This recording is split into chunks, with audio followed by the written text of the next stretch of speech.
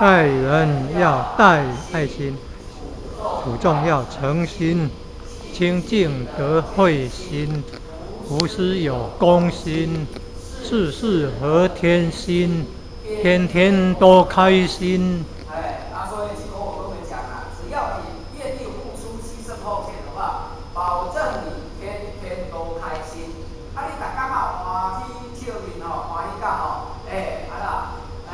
你就可以天天赚到很多钱。因为呢，你要无欢喜你要看到是种困难。你要欢喜的，钱就进来了。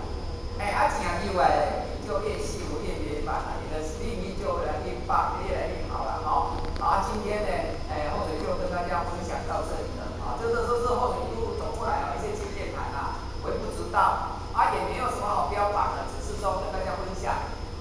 你的人生想要这样子吗？按照现在起来了最后祝大家身心健康，万事如意谢谢。